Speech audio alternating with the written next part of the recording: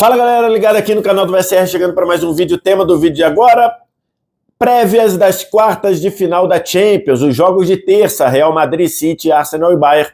Vamos falar sobre isso. Antes do ritual, like, se inscrever no canal, copiar o link do vídeo, espalhar aí nos grupos de WhatsApp, Telegram, e aquela dica para você baixar o melhor aplicativo de futebol à disposição do mercado. Estou falando do SofaScore, e você baixa totalmente de graça no link que está no primeiro comentário fixado desse vídeo. Vem aqui no primeiro comentário, tem um link, clica, cai direto na sua loja de aplicativos, ou do iOS ou do Android, e você baixa o SofaScore, que é o app que eu, Vitor Sérgio, uso para me preparar para comentar os jogos da Champions. Então não perde tempo, clica aqui, você baixa e vai se dar bem, e o app é totalmente de graça, não tem pegadinha, é totalmente de graça.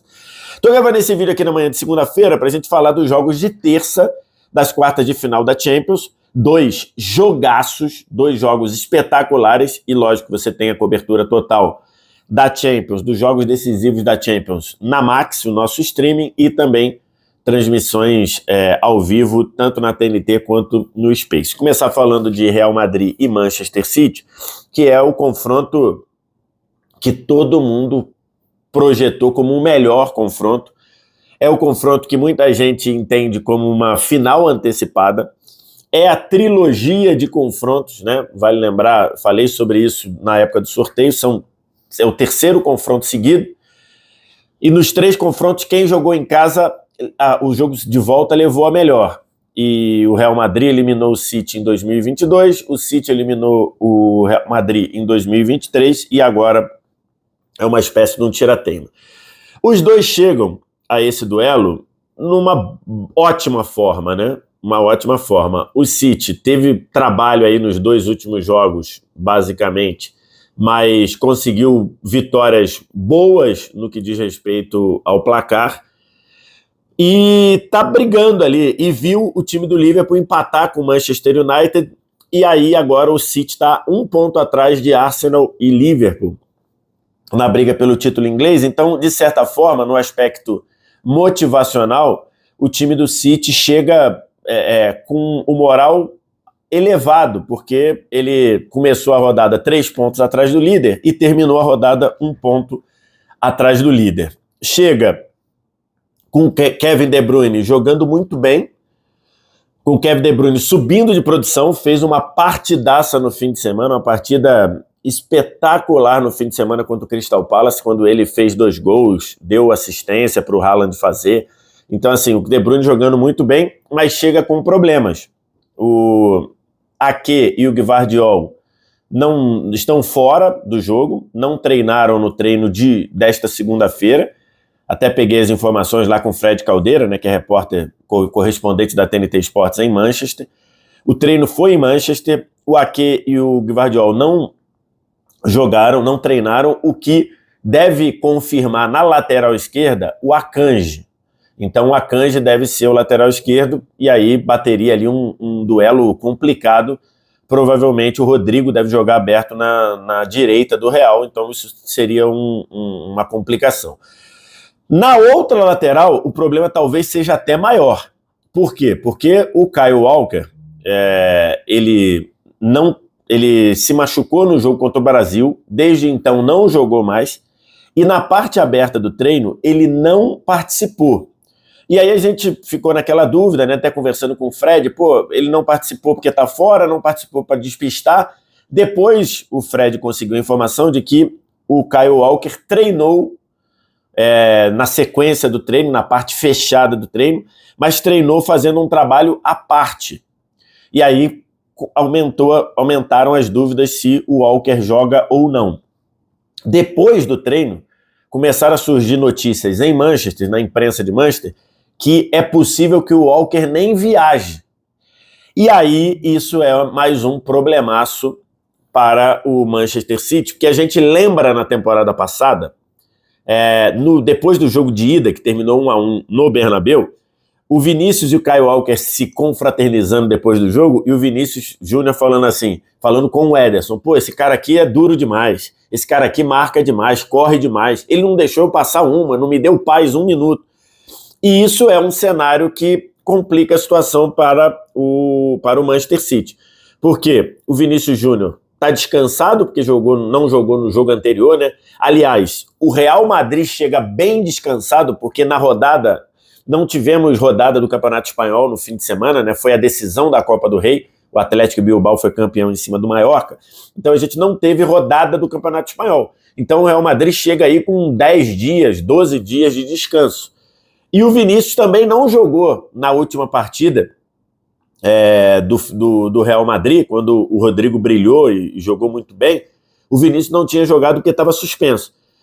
Então o Vinícius chega totalmente descansado para provavelmente enfrentar ou um Walker fora das melhores condições, ou se o Walker não jogar, para enfrentar um Rico Lewis, que é um garoto que tem jogado muito bem, inclusive jogado bem na faixa central, mas como lateral, ele não tem a força defensiva, a força de marcação que tem o Walker contra o Vinícius. Então o City tem esses problemas, tem o moral elevado, tem o De Bruyne entrando, subindo de produção, tem o Rodri numa forma maravilhosa, mas tem essa questão aí desse duelo.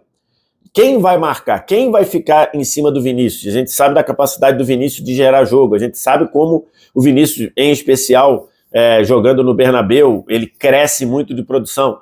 Então pode ser que ou pegue o Walker sem estar com certeza longe do 100%, ou vai bater de frente com o Rico Lewis, que não é um lateral muito forte defensivamente, além de ser um garoto. No lado do Real, cara, as coisas funcionando bem. O Real recuperou todo mundo de lesão, menos o Alaba e o Courtois. Então, até o Militão vai para o jogo. Provavelmente deve ficar no banco. Mas é um Real com... Nesse momento da temporada, o Real passou muito aperto de lesão ao longo da temporada, mas nesse momento o Real chega muito bem do ponto de vista de jogadores recuperados, saídos do departamento médico. Só tem mesmo o Courtois e o Alaba, que são lesões graves, lesões de ligamentos cruzados, e realmente não dá. O Lunin tem agarrado muito bem. Na zaga ali, a zaga do Real teve alguns problemas ao longo da temporada, mas o Rudiger está numa fase maravilhosa, o Nacho cumpre bem o seu papel, e tem que ver se o Militão aparece. Do meio para frente, Toni Kroos jogando, vai ter um duelo ali na cabeça de área fantástico com o Rodri, né, para ver quem é mais influente no jogo, ou o Rodri na construção, na circulação do City, ou o Kroos fazendo esse papel no Real. E do meio para frente, Bellingham funcionando bem fisicamente, Rodrigo recuperado de alguns jogos em que ele não jogou tão bem, fez uma partidaça na última rodada do Real, e o Vinícius Júnior pensando e focado na Champions League. Acho que, num geral, falei que eu achava o City favorito para a vaga, mas é algo bem do palpite, né? Não dá para a gente ter certeza de muita coisa, porque é perfeitamente possível o Real eliminar o City e o City eliminar o Real. No outro jogo, o Arsenal e Bayern, eu projetava que... Eu até coloquei no meu palpite o Bayern passando. Só que eu já estou começando a achar que eu vou me estrepar, porque o time do Bayern não engrena, o time do Bayern não consegue segurar resultado, não consegue controlar jogo, contra um Arsenal que vem jogando muito bem e com uma solidez incrível, né? O Arsenal no fim de semana pegou um jogo difícil, de dificuldade média para difícil, Brighton fora de casa, e foi muito melhor que o Brighton, controlando o jogo, com segurança, fez 2-0, até o pênalti do Saka, até o pênalti que o Saka converteu, o Arsenal sofreu bem pouco e controlou o jogo e jogou dentro do campo do Brighton.